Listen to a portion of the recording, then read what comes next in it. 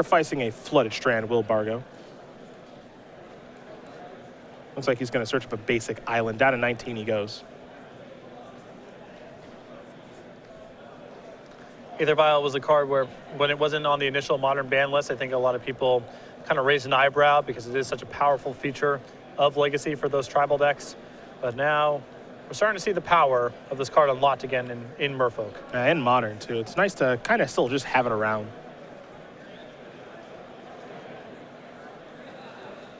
Vial's up to 1 here for Brian. And now here's the Spreading Seas to shut down the Mystic Gate. That'll cantrip, pass the turn back. Wall of Omens out there being a little bit annoying, but islands to walk over here for the Merfolk deck. And cards like Wall of Omens do struggle to make an impact in matchups like Merfolk because of the amount of island walk in the deck. Tectonic Edge here for Bargo. Brian will activate Aether Vial, put a Curse Catcher on the battlefield. It's time to untap and take a draw step as Vial's going to work its way up to 2 counters.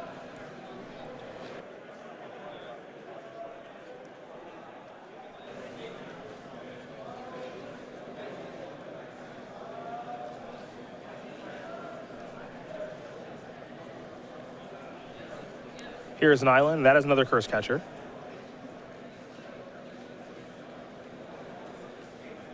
And it's all about how you kind of sequence the threats right now. Think Twice will happen in response to the second Curse Catcher. Pretty telling that Bargo's casting it now in response. Really must need that card. I think the big issue now is just a lack of white mana. Yep. When someone plays a colorless land like Tectonic Edge there with no need to do it right now, usually signifies that they're out of lands and no white mana. So I think Bargo just on the hunt here for white to start unlocking his hand.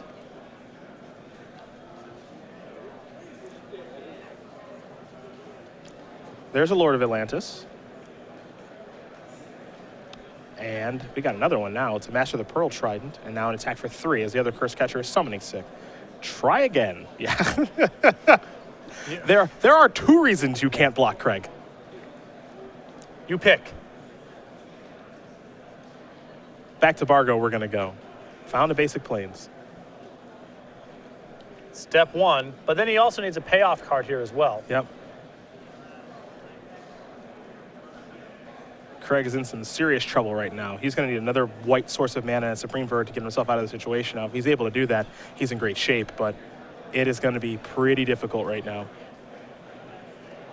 Does have a copy of Path to Exile. It appears in hand. Might be another copy of Wall of Omens too, but for now, he'll pass the turn back over to Brian Braun-Duin. Vial going to go up to 3.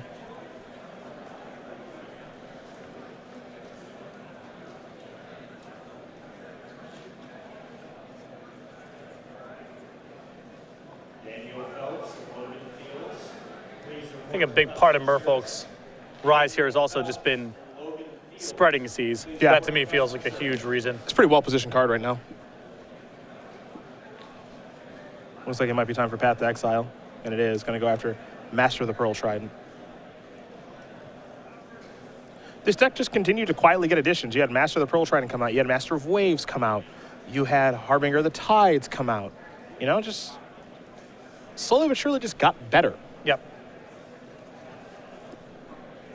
Dismember going to go after Wall of Omens with Path to Exile on the stack.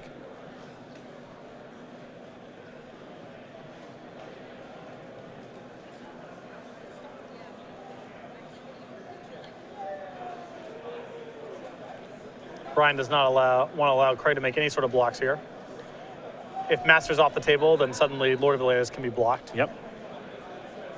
There's an island from the Path to Exile resolving. If I'm Craig, I would strongly consider flashing back to Think Twice before damage. If Brian wants to sacrifice a copy of Curse Catcher, you might as well save yourself the 2 points. Yeah.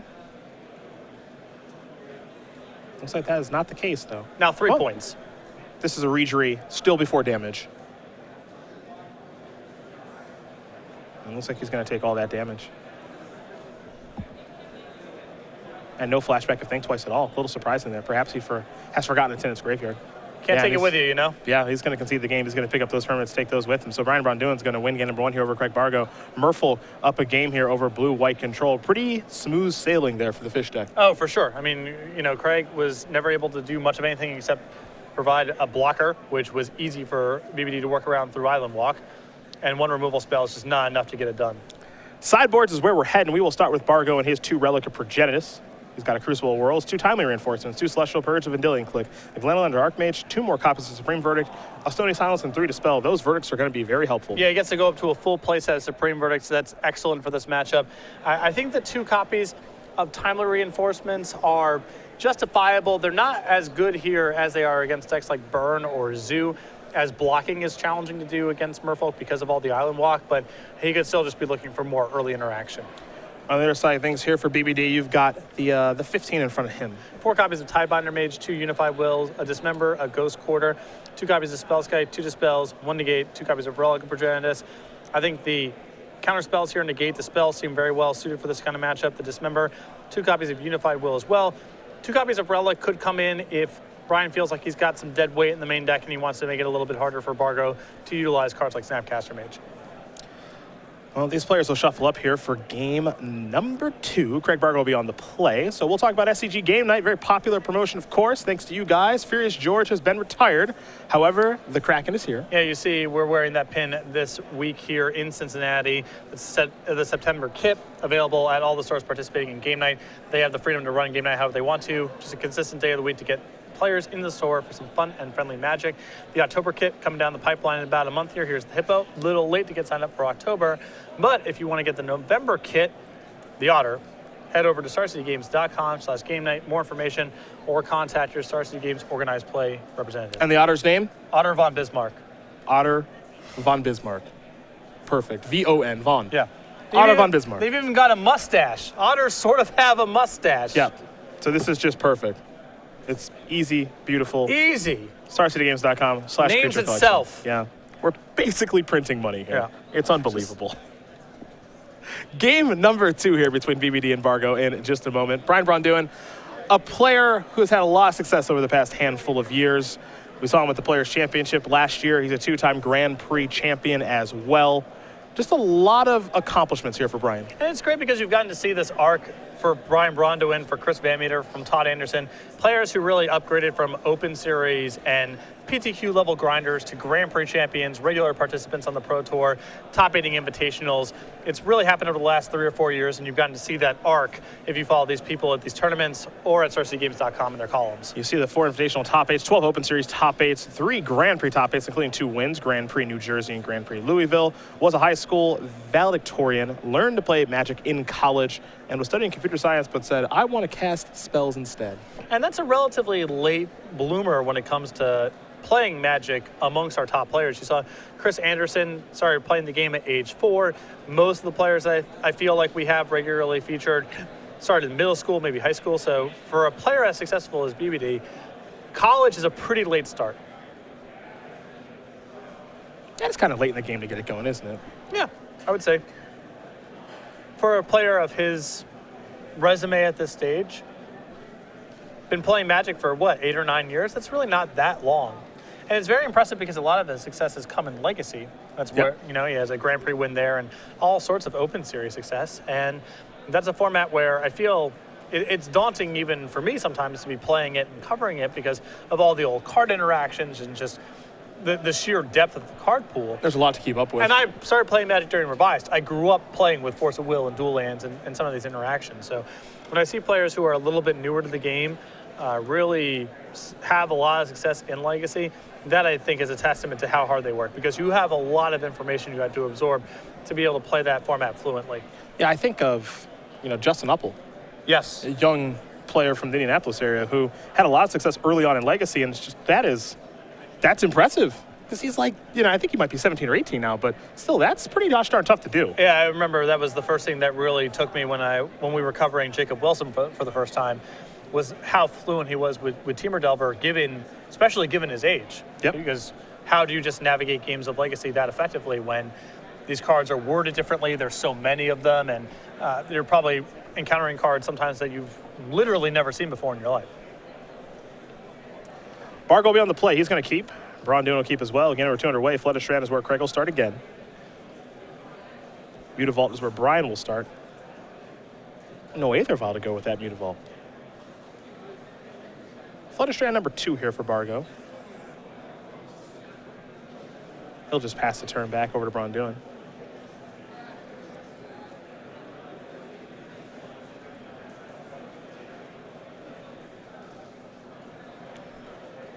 But without Vial, this game is going to be very challenging for Brian to navigate if Bargo finds a copy of Supreme Verdict. That's going to be the real challenge.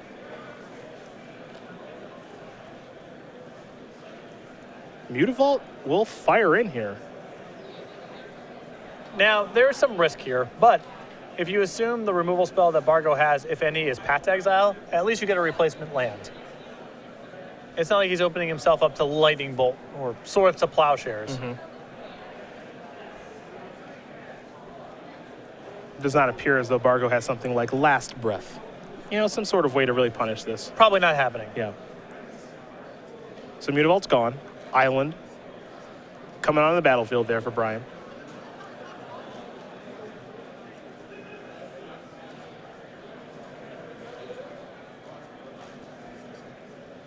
Now we head back to Bargo.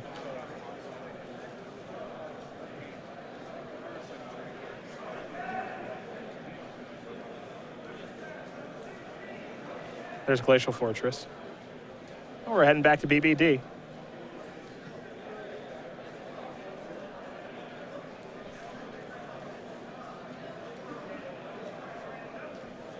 Turn number 3. Already things going much better for Bargo in this game than last. This is a much different game. Here's a Cavern of Souls. Things could get a little more difficult now. Making his land drops, has double white, under no pressure.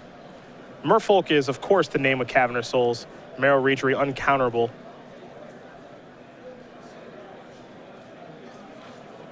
And Bargo will sacrifice that Flooded Strand. He's going to get a basic island. Does have Hallowed Fountain in his deck list, but not as many as you would think. There's only one. Yeah, that's pretty common of the blue-white list that I've seen recently. A lot of basics, and there's a lot of mana fixing that has nothing to do with the whole fetch land, dual land thing. Like, you have 4 copies of Celestial Colonnade, you have Glacial Fortress to fix your mana as well. So you get to save yourself a lot of points of damage in the aggressive matchups by de-emphasizing how many Ravnica duels you have in the deck. Time for Bargo to untap. And he'll take a draw step. Another copy of Path to Exile. And Snapcaster Mage plus Path to Exile and multiple copies of just Path. It's actually a pretty good avenue to go through to beat Merfolk. Now, Brian does have needs for the mana and to have mana fixing, so it's not the end of the world for him to getting Path, but this is giving Bargo the breathing space to get to his late game, which is much better than Brian's. And we're talking Restoration Angel then. Jace and Gideon and Elspeth. There's a Ghost Quarter. That's going to go after Cavern of Souls. This an extremely loud declaration that Craig is on counter spells here. Sure sounds like it. Needs to get the Cavern off the table.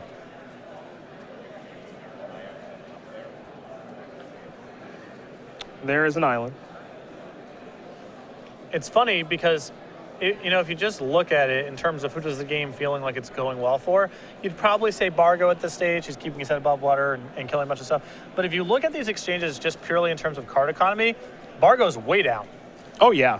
Oh, yeah. His Ghost Quarter, his initial Path to Exile, these are all sources of card advantage for Brian.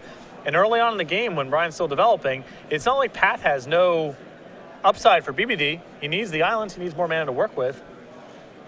Here's Master of Waves. That's not too impressive right now. And you see Bargo's down to 4 cards in hand. BBD with 5. BBD with 5 lands in play to Bargo's 3.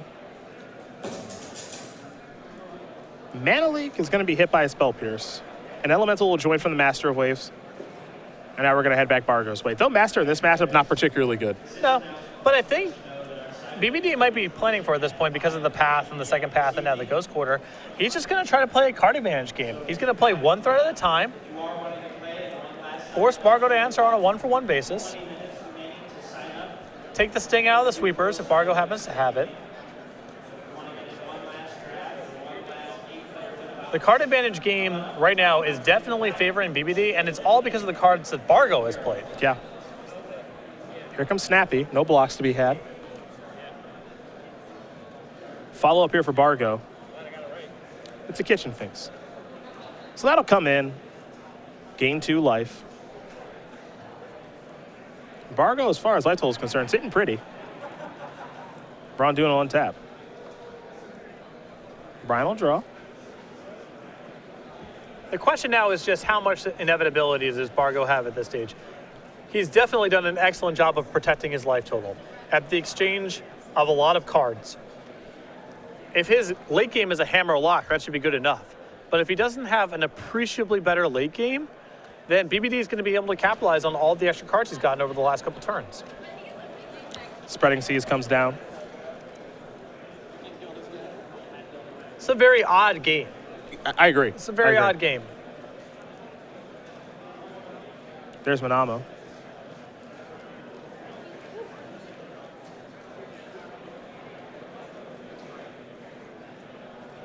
And now we're going back Craig Bargo's way. Restoration Angel appears to be the draw. It's weird because, you know, Brian does have more cards, more lands. It feels like he has more everything, but it doesn't feel like he has very much going on. No, but I think that he's not rushing his threats out there because Bargo could have sweepers. He's in a pretty good position to block right now.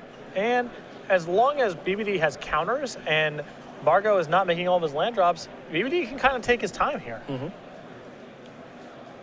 The only thing that he can really never stop is Supreme Verdict. And the game is shaping up in such a way right now that it doesn't look like that's a huge concern.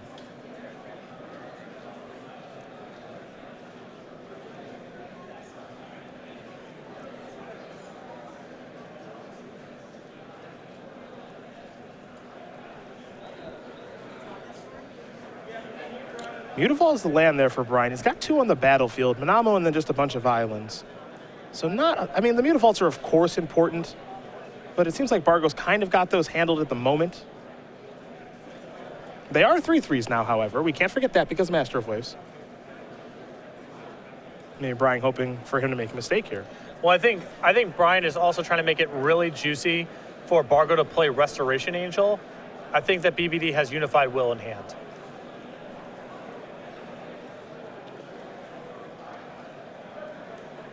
Yeah, I like this idea from Craig. There's no reason to really get too fancy at this point. He can just say, I'm at 22. Yeah, he's got light to play with. Here's Restoration Angel.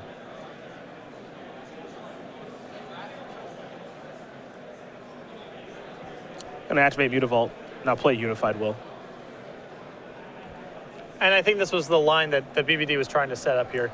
He really does not want Bargo to resolve Restoration Angel at this stage. It would be the best creature in play, and blinking out a Kitchen Finks is problematic as well. That would be bad news for sure. And I think that attack with the Mutavault there was to try to make it juicy enough for Bargo to play the Restoration Angel. Ends up he did it anyway at the end of the turn, but that was definitely on BBD's radar. Here come the attackers. Now Bargo's trying to maybe get Brian to make a mistake. We'll see.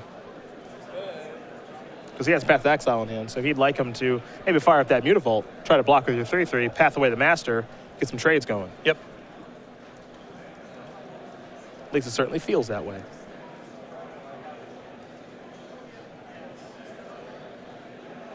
Time to attack.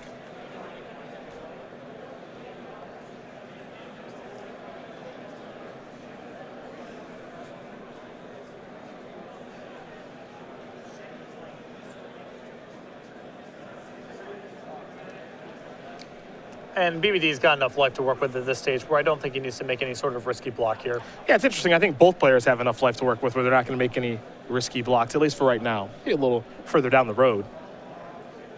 Looks like Master of Waves is going to block, however.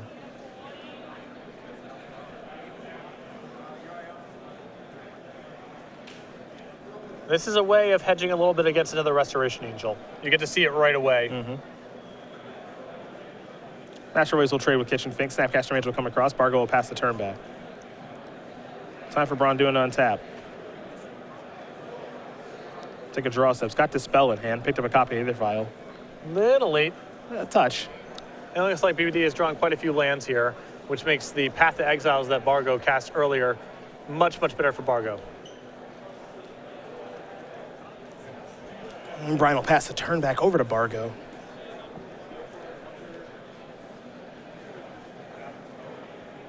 BBD is still showing a lot of respect for Restoration Angel. Indeed.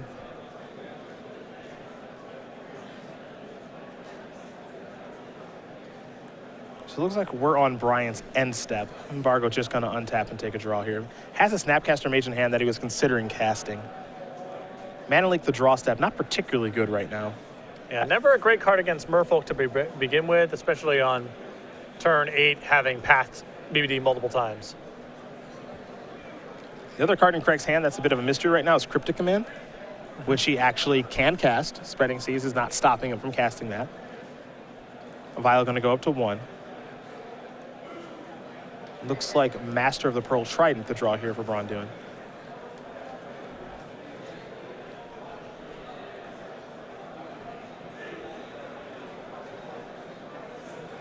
There's the Master.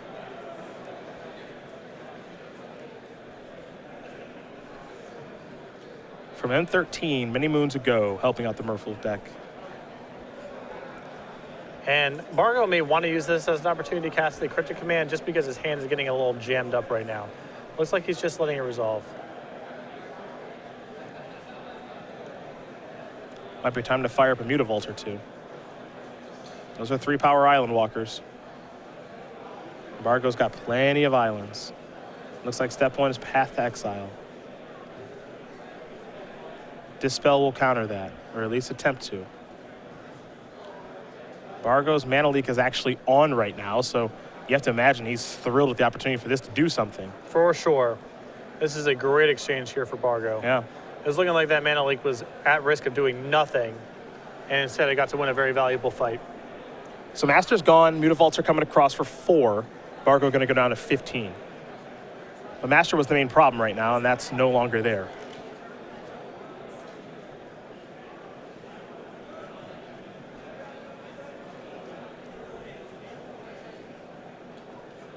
Braun-Duin will pass the turn back over to Bargo. Bargo going to draw.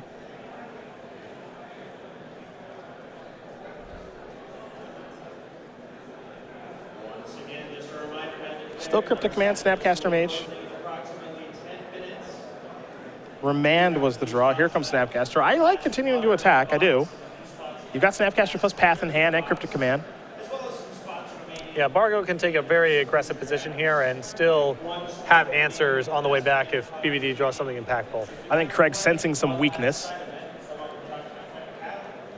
Here come the Mutavaults. Here's Snapcaster Mage. Targeting Path to Exile. And this is a really nice play here from Bargo. He can simply target Path and say go to blocks. If BBD vials in a Lord, Bargo can then use the Path to take care of the Lord.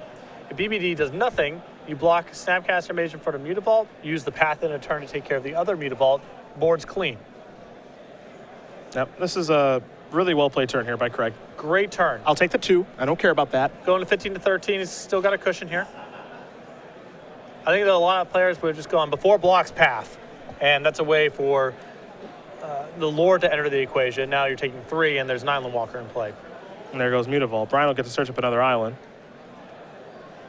But those 2 man lands were very, very helpful, and now they're no longer there. Yep.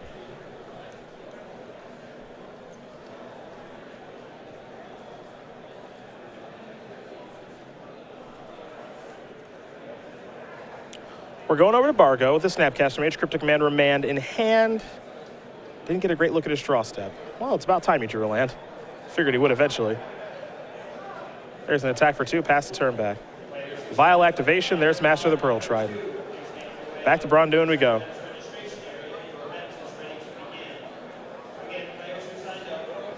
Looks like Lord of Atlantis the draw. Here's an attack. Before damage, Lord of Atlantis. Thing about Merfolk is it can hit in bunches. Yep. And this is a sequence that's pretty hard to manage, certainly not by blockers whatsoever. Counterspells are very rough here as well. Curious to see how Bargo's going to use his Cryptic Command. It's been sitting in his hand for some time now. There might be some interest in picking up his Snapcaster Mage with Cryptic Command, draw a card, be able to Snapcaster Mage, flash back another copy of Path to Exile, slow these Lords down a little bit. He needs to have another white source of mana. I suppose if he's going the Cryptic Command route, he could do that. Yep. That's a lot of finagling. I mean, you're going through a lot of work to get that thing off the table, or to at least break up this Lord chain, but it is causing some problems right now. You can also attack, and if BBD blocks, then you can bounce the other one. Yeah. And trade, which is very good.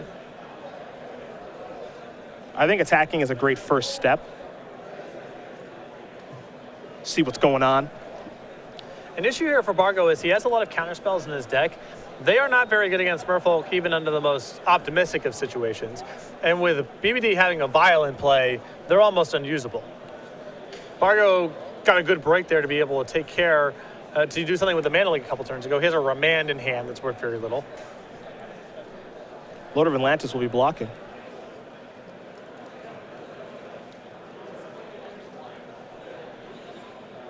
I think Craig Bargo will be Cryptic Commanding now. Almost has had his hand forced.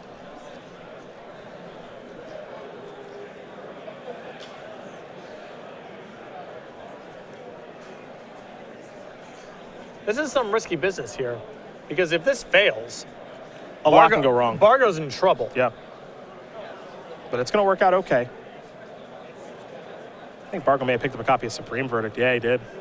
But Vial does a nice job playing around Supreme Verdict. Yeah. Now BBD is running very low on total resources here, but the way the game's playing out, that Supreme Verdict may not be worth much more than a 1-for-1. Braun-Duin will draw, copy of Merrill Regery.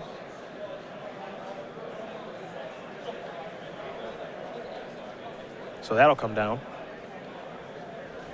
Pass the turn back over to Bargo. Bargo's drawing. Bargo's passing. And that's probably the fastest turn Craig has taken all match. And now an issue here on BBD's side of the table is Bargo's just been missing land drops. He's had some inefficient turns at various spots. His hand's got to have spells in it. There's no way it's 3 lands, so it's a tough way to proceed here. I'm with you. I'd be very cautious. Cryptic Command. And I think now we might see Bargo do Cryptic Command here to cycle into Supreme Verdict. Looks like that was on the draw step that he cast Cryptic Command. Now he gets to cast Verdict if he'd like.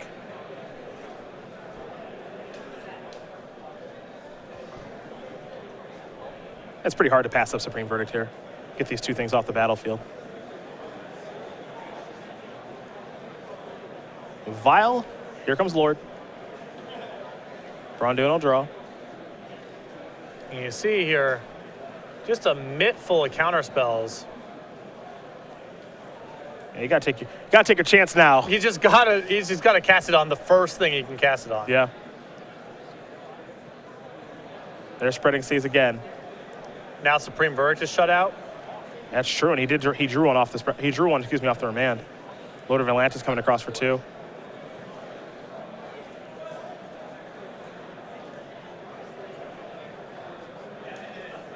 Over to Bargo. Needs white mana. I believe Timely Reinforcements may have been the draw. Yep. Life total is 8-8 though. Yeah. So it's just 3/1/1 tokens against a deck that can possibly island walk right through you. He does have an interesting trump card in his hand, however, right now. He has Sphinx's Revelation. And I think that's the card I'm playing towards here from Bargo. A card we haven't seen in a long time since it rotated out of Standard. Dominated that format.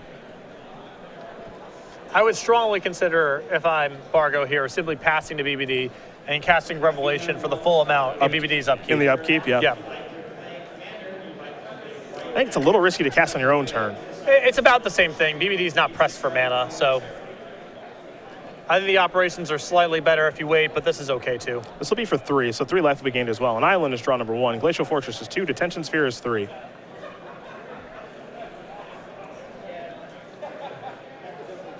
There's the island. I like actually not playing the Glacial Fortress there. Conceal the information. It's a small thing, but I think it's a thing that matters. Harbinger of the Tide's going to come down. That's a 3/3 because of the Lord of Atlantis. Here come the beatdowns. Get you for 5, puts you to 6. Relic of Progenitus was the draw for the turn.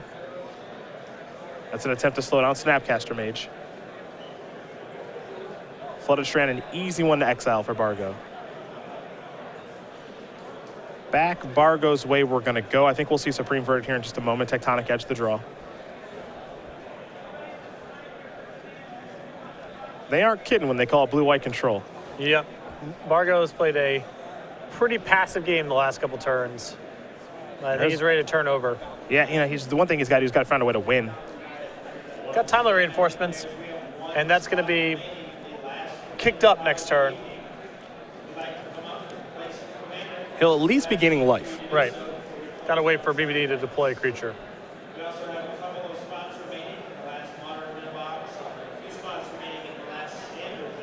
Relic going to get cashed in.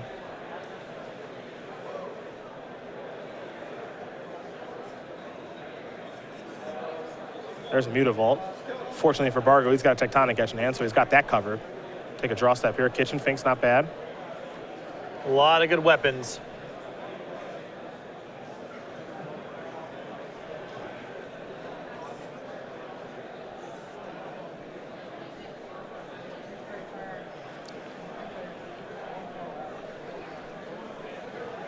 Curious where Bargo wants to start between this, Kitchen Finks, and timely reinforcements, because you can tell he wants timely reinforcements to actually do something. I think it's fine for Bargo to basically ignore that card is in his hand, unless BBD stabilizes what's happening right now and starts deploying a second wave of stuff. Vial activation, Harbinger of the Tides. Braun-Duin will draw.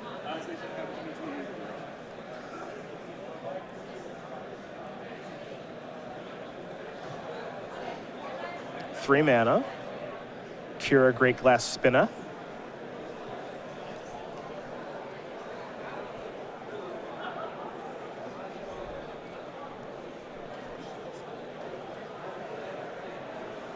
Flying is not bad here. No, flying will play. Flying will play right now.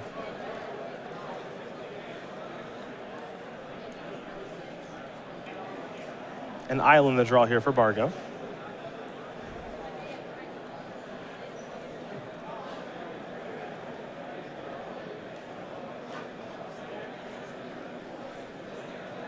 Still has that mana leak. Detention Sphere is not a bad play here. It's not great because of Cure right now, but that Vial has caused quite a few problems. And with BBD down to one card in hand, he would be loath to get rid of that Detention Sphere this way, unless he feels like in the face of Kira, there's just nothing else for him to do.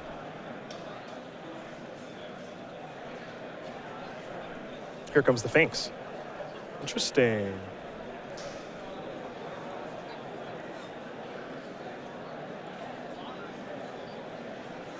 But with Bargo's hand, he may be in trouble on the way back. Timely reinforcements, Detention Sphere. And if that's a counterspell, I think a Lord could just be lethal here. I guess the Tectonic Edge. Oh, Tech Edge. We'll have to take a look at the wording on Kira, because Tech Edge versus Kira. Yeah. I think it's spell or ability with Kira, so the Tech Edge activation would just get countered, right? Yeah, yes. Whenever this comes to the target of a spell or ability for the first time. And BBD can simply respond to he activates Mutavault. If Bargo goes in response, Just activate again. Activate again. Yeah. So I think that Bargo might have gotten himself into some trouble here not using the Tectonic Edge in response to Kira.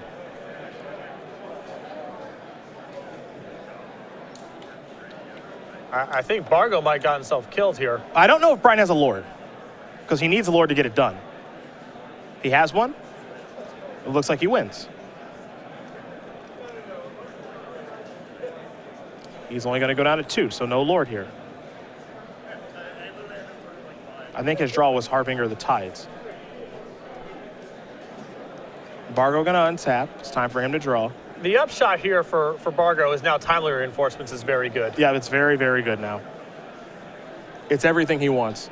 Creatures to chump block with, get my 6 life, the full amount. But he can still get killed by a Lord.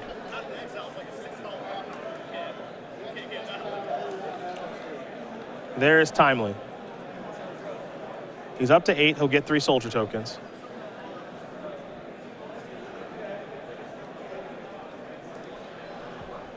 However, as you mentioned, a Lord is still very problematic. And the Tech Edge is basically blank now.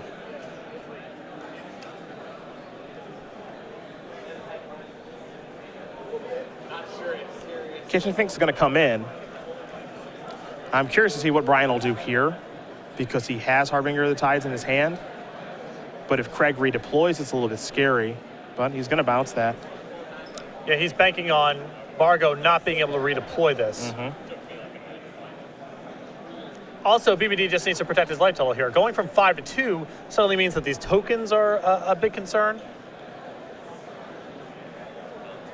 Detention Sphere's in hand here for Craig Bargo, but Cure, great glass spinner, causing problems.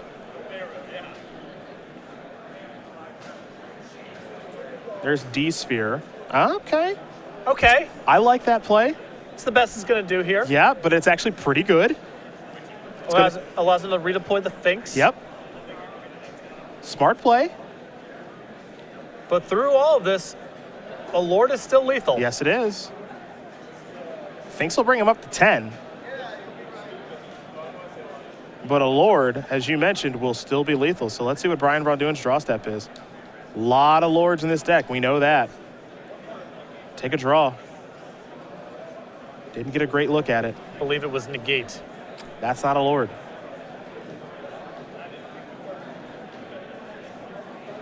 Negate could be good down the road. But for now, Cure is going to attack. Bargo's going to go down to 8. Back to Bargo we go. These two really slogging it out here. BBD's played a great game here.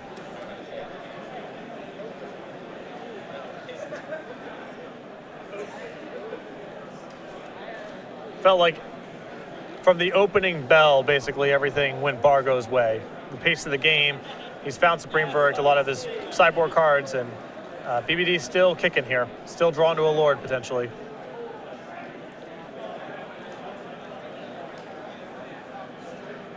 Lord of Atlantis. And that might just do it. Yep, time to fire up Mutavault.